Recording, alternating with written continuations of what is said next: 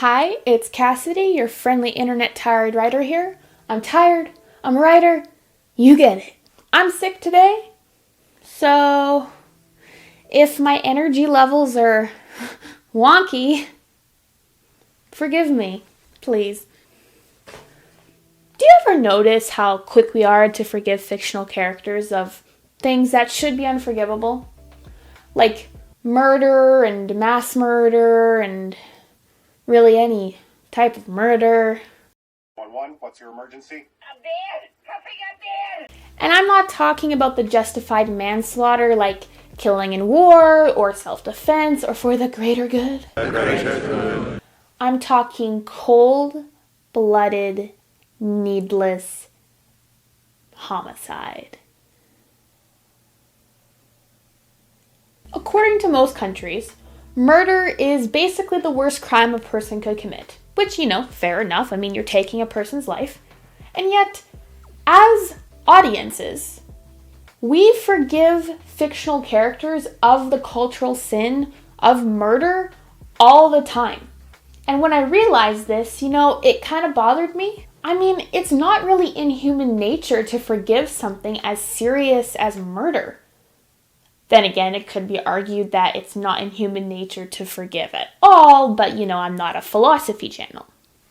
And yet, I find Raymond Reddington from The Blacklist, a man who kills for his own gain, entertaining and charming. We've gotten off to a rocky start. You've killed 3 people. I'm not perfect. Most of the Star Wars fandom loves Cad Bane, who is a literal assassin. And we were kind of happy for Thanos when he erased half the universe from existence because he wanted it really badly. I never realized how morally compromising watching a TV show could be. And, disclaimer, this is all my amateur opinion, but I am definitely correct. Part 1. The 4 Deadly Sins. Quick note, the sins I will be talking about in this video were inspired by my own observations, my own research, which included a website called The Writersaurus, which I think nailed this topic. There's a link to the article in the description below. So we can forgive murder and human trafficking and spousal abuse. But what can't we forgive? Because there are those characters that no matter how charming they are and no matter what they do, we just can't move past what they've done. We can't forgive them. It's a bit of vehicular manslaughter. It's not too bad. Like, you can like a character, but that doesn't mean that you can forgive them for what they've done. Not all characters have effective redemption arcs, and sometimes they don't have any redemption arc at all. So what are the unforgivable character sins? The sins that will assassinate that character in the eyes of the audience, that will haunt the good they do in the past, the present, and the future. Character sin number 1. It was just a f***ing car, just a f***ing dog. Just a dog.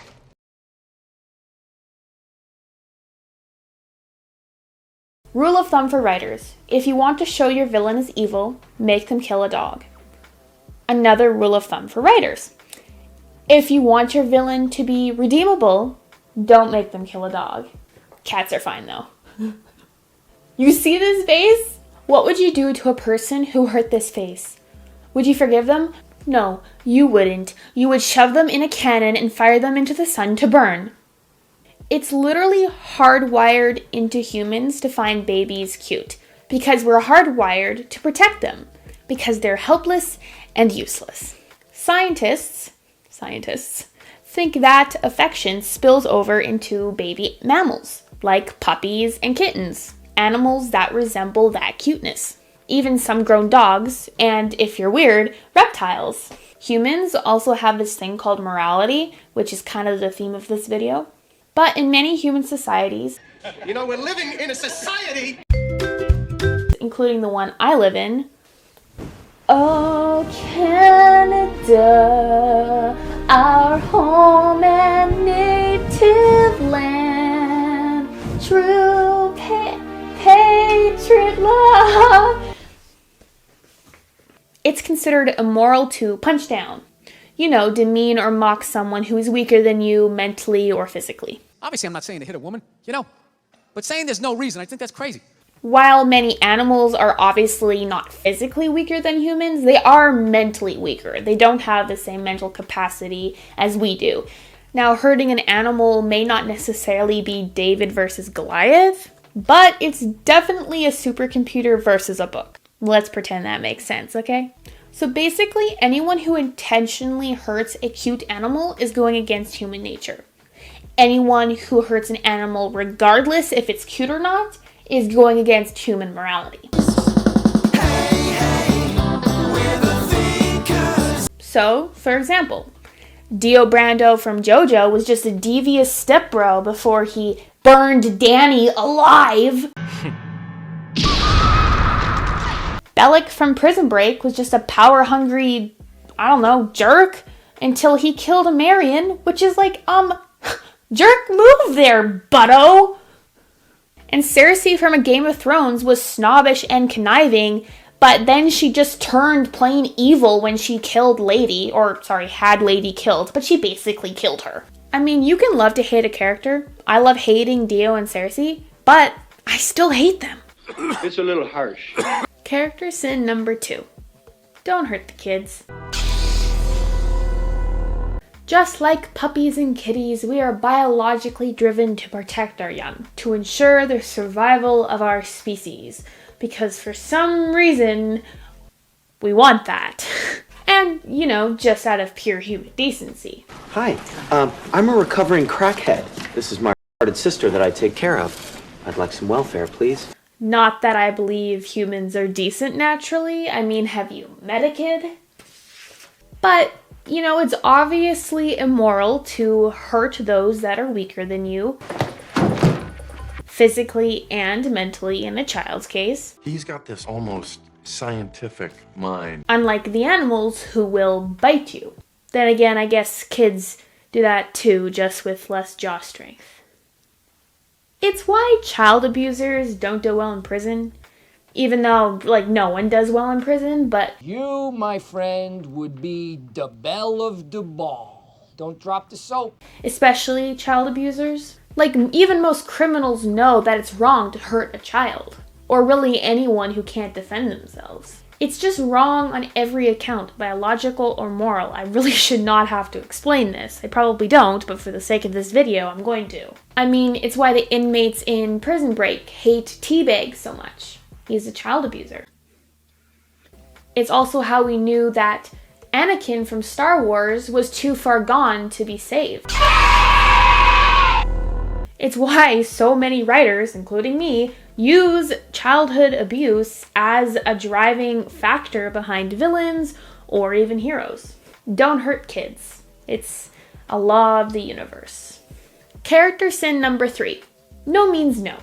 A tough concept for some people. Does anyone know what this is? Oh my god. What? Spit it out, Gray. She bit it off.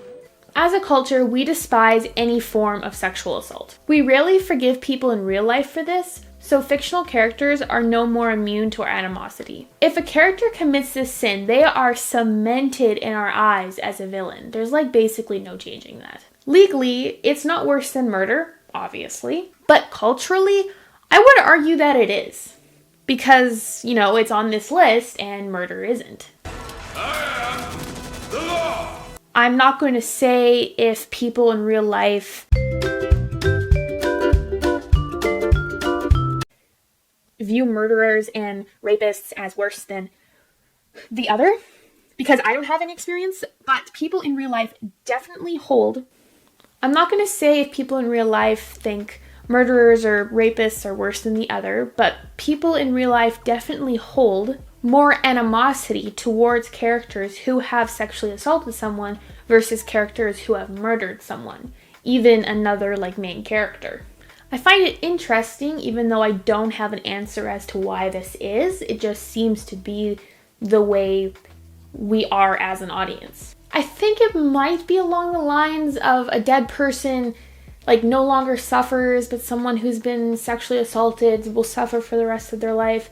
I don't really know. I'm not a psychologist, obviously. So, take what I'm saying here with a grain of salt. So, in A Game of Thrones, when Viserys assaults Dany, kind of, in the beginning. You know, he was already a jerk, but now we just hate him. There's no getting around that. Sexual assault is just a line a character can't cross without assassinating their image. Character sin number 4. Nazis. I hate these guys. Indy hates him, Atticus debates him, Cap punches him. What do you think about when the 15th round when you're coming out? No one likes a racist. Baseless hatred of an entire group of people is pretty hard to explain. I mean, yeah, a person can have their reasons, but no reason given can justify generalized hatred. I hate so much about the things that you choose to be. So, when a character is racist, there's no motivation we can sympathize with. Like, we can sympathize with a protagonist that has a vendetta against maybe a government or a specific person who wronged them. But the average person cannot sympathize with someone who hates someone purely based on how they look. Like, Green Dude may have robbed Blue Dude, but Blue Dude hating Green Girl because she's green doesn't make sense.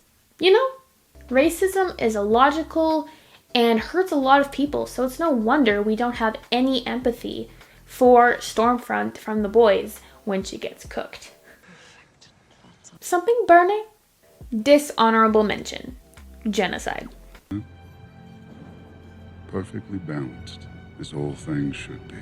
So I said earlier on that most types of murder are acceptable in a fictional setting. I think the one exception is genocide, and I won't be talking about this at any other point in the video because I don't really want to. I just wanted to make a quick note about it.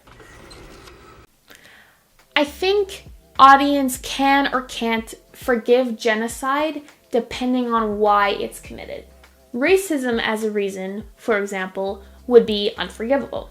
But, for example, Thanos, he technically committed genocide. I mean, if you account erasing people from existence as murder. But he committed genocide times infinity when he erased half the universe. And in the 100, Clark and Bellamy killed like hundreds, I think, of people in Mount Weather. Both Thanos, Clark, and Bellamy, they're all justified somewhat in their reasons for committing this mass tragedy. But now I realize it's a comedy. And it helps that a lot of the populations in the 100 and in Marvel, like most of them weren't named, so the audience doesn't have a emotional connection with them. So it didn't matter as much. Plus, with both Thanos and then with Clark and Bellamy, it wasn't ill intent. It was based off of survival. Thanos wanted the universe to be able to have ample resources. And Clark and Bellamy, basically, it was Mount Weather people or their people, so they chose to save their people. See, this is why I don't think genocide should count as a deadly character sin, because it's very motivation based. And also depends on what population is the target. Kind of like regular homicide. Where did you learn all of this? Internet. See, if Thanos wanted to just kill all of the kids in the universe, the audience may not be willing to forgive him. So those are the sins we're unwilling to forgive, typically. But what we are willing to forgive is a much larger pool. The acceptance we have for fictional characters' horrifying and disgusting behavior goes against human nature, and yet we do it all the time. Why is that? Hi, it's day 2 of filming this, so if I look a little different, possibly worse, then that's why. Part 2. The components of forgiveness and other science. First, let me clarify. When I say forgiving the character, I mean forgiving the character, not the action. Forgiveness doesn't mean condoning their actions. And I'm also not strictly talking about forgiveness here. I more mean how to make a character acceptable to the audience again. Not their actions, but just their character. How can we reconcile a character and their actions and still be emotionally invested in them? I mean, as an audience member, it's not really our job to forgive a character. It's our job to invest ourselves into that character, at least if we want to effectively consume a story. What am I about to put in my mouth? Rabbit. These components of forgiveness I'm going to talk about, I think allow us to see characters as more than their worst actions. They allow us to see them as real people instead of cartoons and archetypes. Hey, it's me. You know, our feelings towards real people are complex, so when our feelings towards characters are complex, they make characters feel real and more than two-dimensional. Four-dimensional. It gives them dimension and realism. And I'll be real, it's kind of fun to be morally conflicted because as someone who plans on staying out of prison, it's the only time I ever feel like that. Also, content warning, I'll be talking about slavery and cannibalism. Yay! According to Psychology Today, there are 3 main components to the many definitions of forgiveness. Component 1, gaining a more balanced view of the offender and the event. So basically, backstory, circumstances, and motivation. Let's use Ramesses from the Prince of Egypt as an example, because I like to, revisit my childhood. Ramesses is Pharaoh of Egypt and continues the enslaving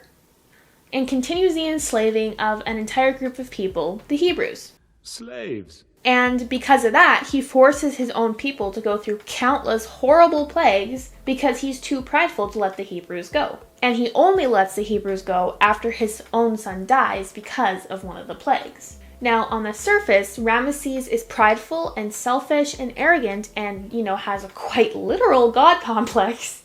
I do not know this god. But in the context of the story, we can see something deeper.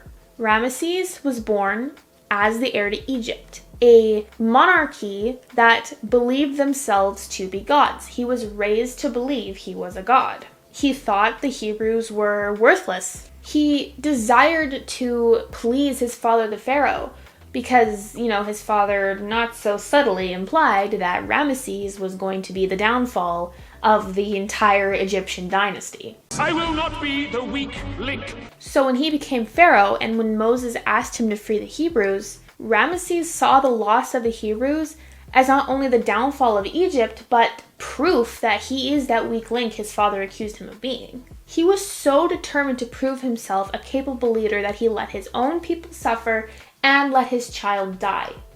And that was the final straw.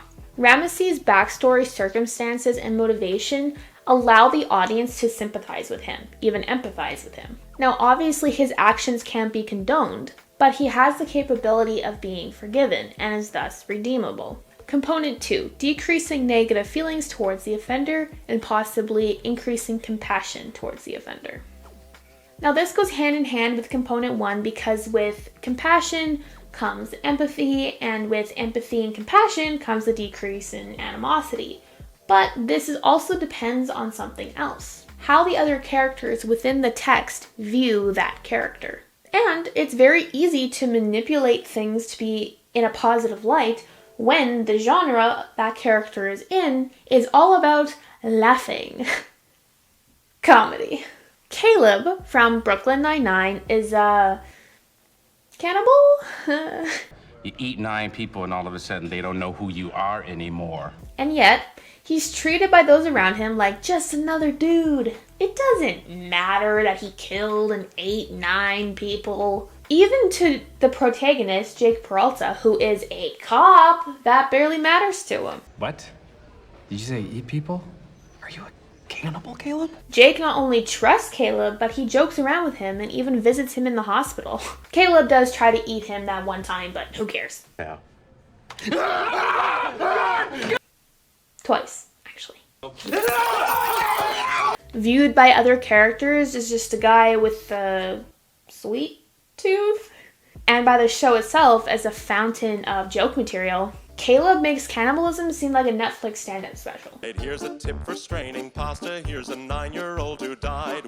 The audience has no backstory or motivation or circumstances to empathize with him and to understand Caleb, but it's not needed here because he's presented in such a ludicrous way that we don't feel any animosity towards him. Aww. I mean, it literally does not matter that he ate children. 9 children! Because the show treats him as a joke, there were never any negative feelings to begin with. In other words, how a character is viewed in universe will affect how the audience views them. Component 3. Why is there always 3? Giving up the right to demand restitution and punish the offender. Okay, so everyone knows that the audience doesn't actually have a say in the story, right? We can't punish a fictional character. Their fate is out of our hands. Whether they are forgiven by the other characters is out of our hands. Their redemption, their punishment, their death, we can't control any of it. Well, the audience can't. My characters are putty in my hands. I'm a freaking god. The audience never had a right to punish an offender or demand restitution in the first place, so it matters less to us. Yeah, we can become unhealthily attached to fictional characters. I, for one, am probably unhealthily attached to Uncle Iroh. I just met you. But at the end of the day, they are fictional characters. They're not real. They have no bearing in reality, so we take them less seriously. We can allow ourselves to root for, hate, even wish for the death of a fictional character because it doesn't matter. It's not real. And that's coming from a writer. An audience may give up the right to punish an offender if that character has already been punished. Not sure I deserve that. Maybe they received a punishment they deserved, I may have deserved that.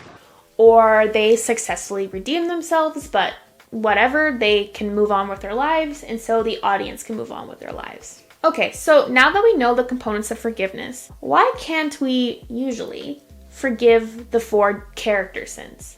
What makes them deadly sins?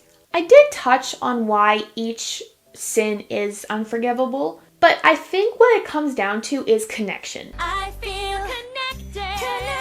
Specifically, the lack of it. Hurting animals, hurting children, sexually assaulting a person, racism, these are things that the general audience cannot connect to. They can't sympathize with it or relate to it. So they can't connect with the offender and their motivations. Hurting animals and hurting children is unnatural. It goes against our biology and our morality. Sexual assault involves such a horrible violation of another person that scars them for life that the average person cannot connect with the worldview of a person who would commit that crime. There's just that disconnect there. And most people just aren't racist, so they can't understand the people who are. If an audience can't connect to a character and why they do what they do, then how are they supposed to forgive them? You know that in love we can forgive. It is the only way to live. The components of forgiveness are based on connection. You need to understand a person, and understanding is to connect in order to gain a balanced view of them. Actively trying to decrease negative feelings and giving up the right to punish someone is severing a connection. If you aren't connected in the first place, why would you, in the case of component 1, make a connection, and in the case of components 2 and 3, sever a connection that doesn't even exist? The audience cannot connect to a character who commits a deadly character sin, so they are not in the place to forgive or accept them. Usually. This is freaking great on my throat. Sore throat, gang. Part 3. The exceptions, the redemptions, and the absolved. Like I before E, except after C, there are exceptions to every rule. If you can even call that a rule. Why can we accept and overlook certain instances of the deadly character sins? Along with the components of forgiveness, I think there are 4 reasons, and I like to call them Cassidy's components of character clearance, because I'm quirky like that. Cassidy's components of character clearance. Number 1, the audience sympathizes with why the character commits that sin.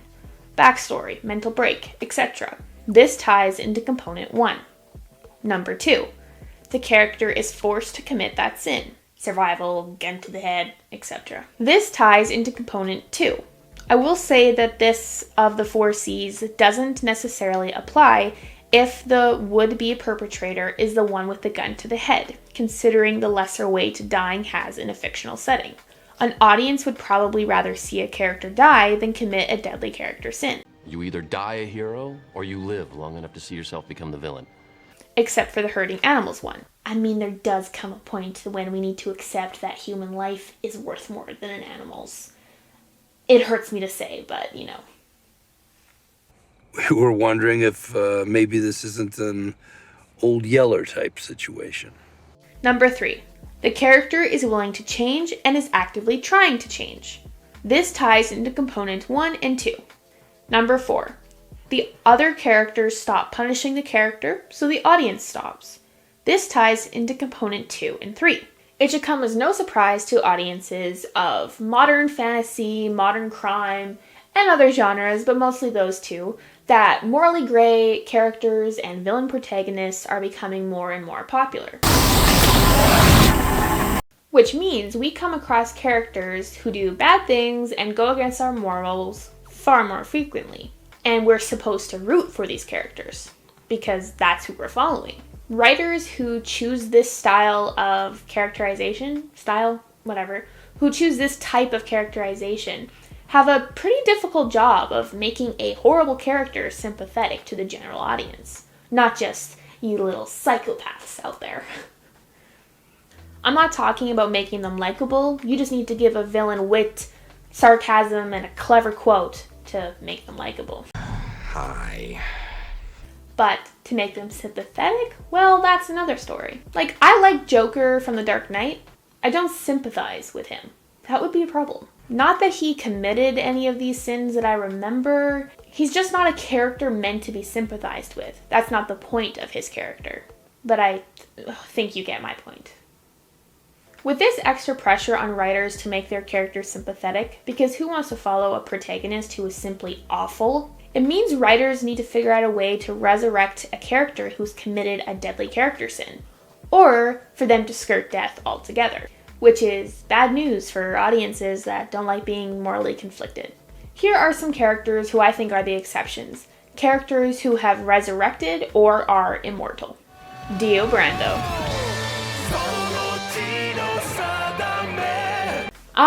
Dio. A meme, an icon of cult classic pop culture. And you know, a monster who burned a dog alive and assaulted the girlfriend of his stepbrother and basically wanted to be a god. I'm a freaking god. I'm a freaking god. Such a classic meme, huh? Narcissism isn't one of the deadly character sins, but it certainly doesn't make us like him any more than the fact that his father was an abusive drunk. You found me some booze. He's a bit like a certain dictator whose crimes are totally disproportionate to the abuse he suffered as a child. Like astronomically outweigh. Know who I'm talking about? Dio has no redeeming qualities, at least personality-wise. The only thing he has going for him is his flamboyance. That's basically it. The characters of JoJo hate Dio, but at the same time, he is portrayed like a stage show. The show portrays him as being evil and conniving, but also delectably gaudy and flamboyant, so the audience loves to hate him. That kind of hate isn't out of emotional punishment, it's frustrated entertainment. That's the best way I can describe it. His sins are barely sins because Dio isn't even really a character anymore. He's a caricature.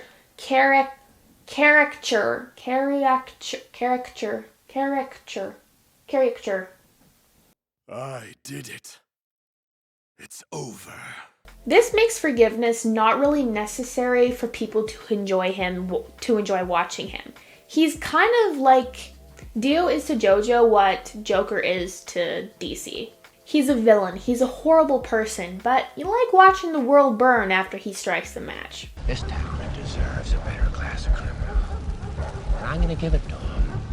I think it's safe to assume that most of the audience does not feel emotionally connected to Dio. And if they do, I am scared. And thus, Dio is an immortal character. which is fitting because he's a vampire. Endeavour. Endeavour has much more in his favor than Dio does. His backstory of always being second fiddle to All Might, another superhero and basically a mortal god, really is persuasive in making you feel sorry for Endeavour. I mean, a lot of people have that person that they really feel the need to prove themselves to. Endeavour is obsessed with being better than All Might. So, he uses his children, who are also superheroes, as proxies. If they surpass All Might, then Endeavour does. And like I said, a lot of people have that person in their life they want to prove themselves to. So this is a motivation. A chunk of the audience, probably especially the age range of the target audience, which is like teenagers, young adults, they can understand that motivation. I just hope that, they have less toxic outcomes. Endeavour has a very convincing motivation, but I don't think that's the reason why the audience has accepted him and what he's done.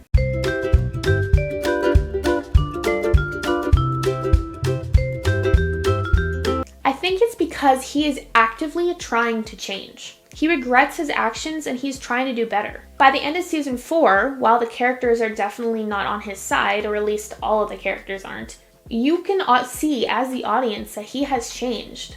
He is less arrogant, he's kinder, he's self-aware of his faults and wrongdoings. The show wants the audience to root for him, and it actually does a really good job of that. It's one of the only successful redemption arcs I've seen for a child abuser.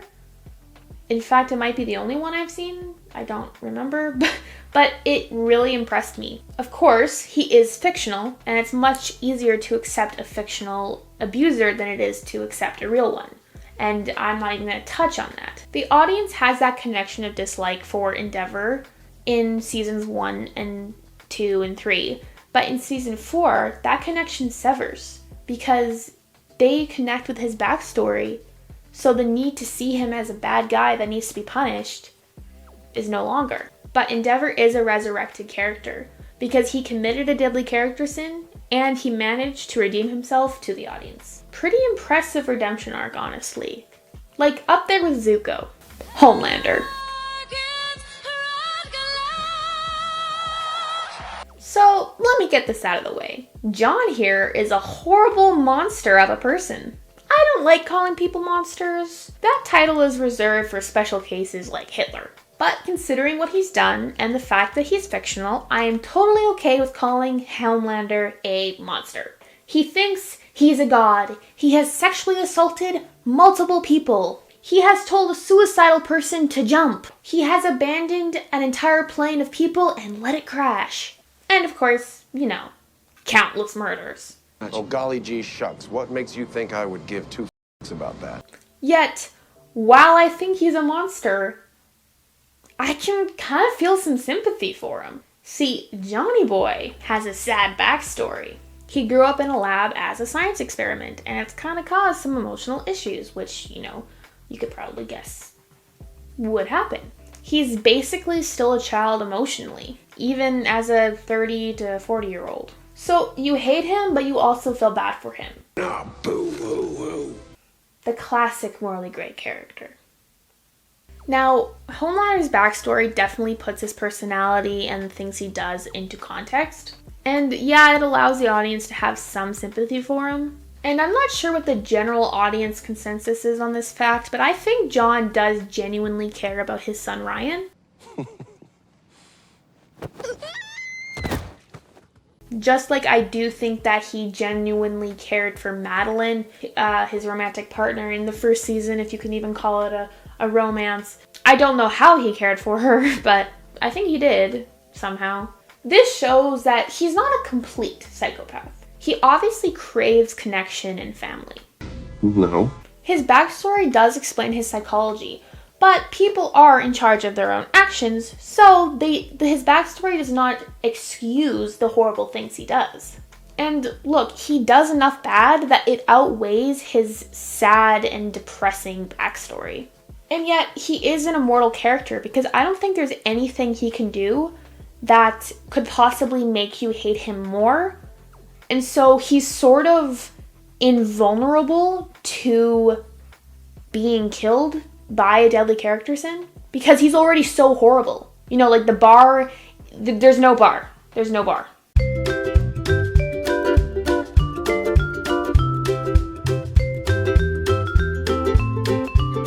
I also think that there's nothing he could do that would make the audience hate him so much that they no longer care about him. Because his backstory and his lack of emotional maturity, like his childishness, these are things that an audience does have sympathy for. I feel like I'm defending, like, Satan. I feel gross. The Deep. Darling, it's better down where it's wetter. The Deep is a strange character. He does horrible things, deplorable things, like assaulting Starlight and doing weird stuff to fish. But he doesn't have an antisocial personality like Homelander does.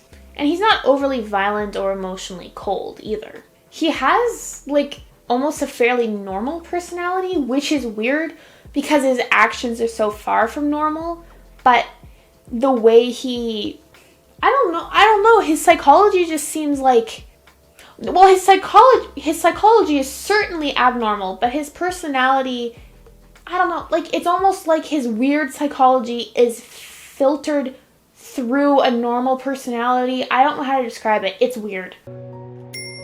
His big flaw that causes him to assault Starlight is the fact that he just sees women as objects of his own pleasure, not like actual people. But even though Starlight and the Deep are both main characters, because the Deep's personality isn't like horrible from the get-go, we don't necessarily hate him for what he does. Like, it makes it easier for the audience to move on from what he's done. The audience can connect with certain parts of his personality that aren't deplorable. I think it's fair to say that he definitely has component 1 on his side.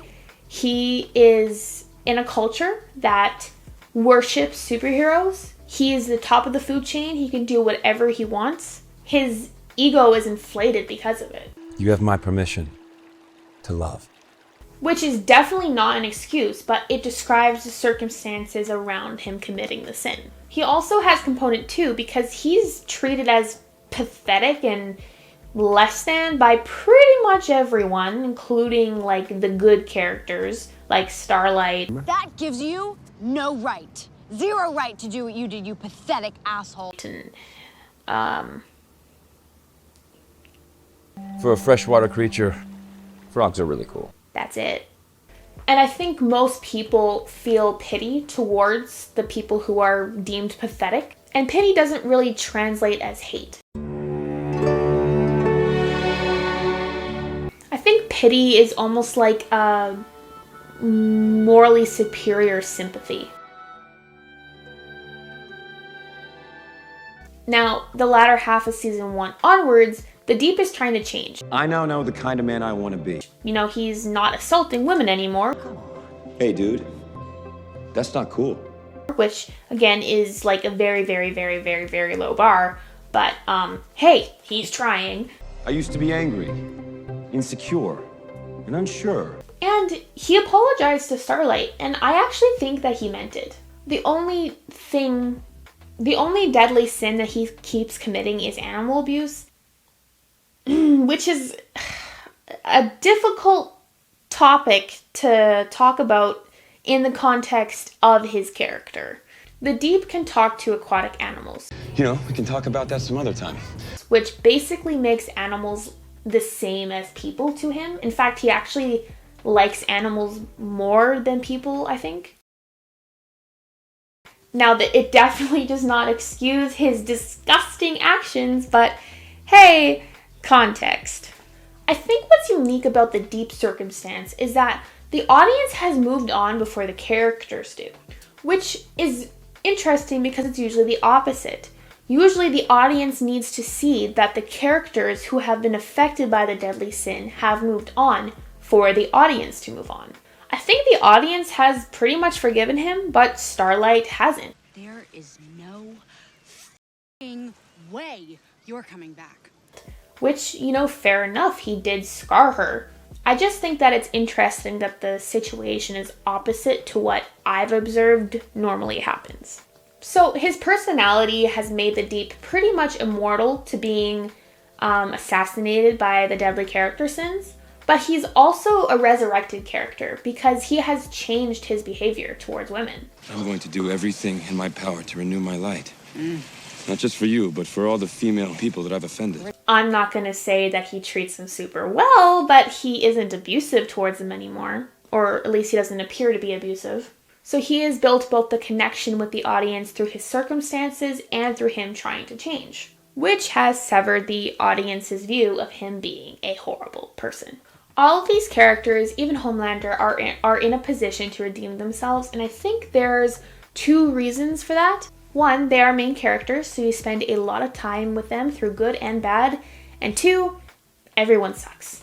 Because shows like Game of Thrones and The Boys are chock full of morally gray and villainous and disgusting main characters, I think it just sort of levels out all of the horrible things that happens. So because of the sheer volume of sins committed, it's much easier for the audience to forgive a deadly character sin. When everyone sucks, no one does. And I know you're probably waiting for me to talk about Game of Thrones, but I've never actually watched the show. I've seen clips of it. I've read the first book. Here's proof. Oh, see, I've destroyed this book. Proof. There you go. I've read that. I also, I know the general story. I don't know enough to confidently talk about it. And you know, I have considered the fact that maybe I'm the only one who can move on from these horrible things that these characters commit, and now you all think I'm messed up, but I promise I'm not making excuses for any of these characters. I'm simply a firm believer that explanations are not the same thing as excuses. And I also think that fictional people do not need to be held up to the same standard as real people do. Oops. Conclusion. So, in starting this whole video, I thought that my conclusion was going to be, writers, do not make your characters commit a deadly character sin because that is essentially assassinating them. Your audience will never look at them the same way again. They will never forgive that character. Turns out, that's not actually true. Some characters we can not necessarily forgive because they haven't wronged us, but we can move past the wrongs they do. The components of forgiveness and Cassidy's components of character clearance, the 4 C's, they allow us to move on. But forgiveness or acceptance is more than a checklist. A character doesn't need all 7, I didn't even plan that by the way, to come back to life or to cheat death altogether. And a character who has some of these components and 4 C's may not necessarily even need to be forgiven. And they might not successfully cheat death or resurrect themselves at all. They just might be dead forever. Funny how that works, eh? It really just depends on the depth the writer gives the character. A character can have no redeeming qualities like Homelander, but because of the depth of his character, that right there, that's enough to create a connection and to be able to accept him and forgive him. Because it's all about connection. And yet, a deadly character sin committed by a character who has none of the components of forgiveness, none of the 4 C's, is a character we cannot connect with, and is thus a character we cannot forgive. And if you want a previously liked character to be assassinated, then you're gonna have to push the limits even further. So, if you want to make your audience despise your character, take him to the pound with steel-toed boots. Perhaps forgiveness is an art, not a science. I'm done ranting now. Well, I hope you enjoyed this video. Another reminder that this is all my opinion and I'm not an expert in psychology or heck an expert in writing.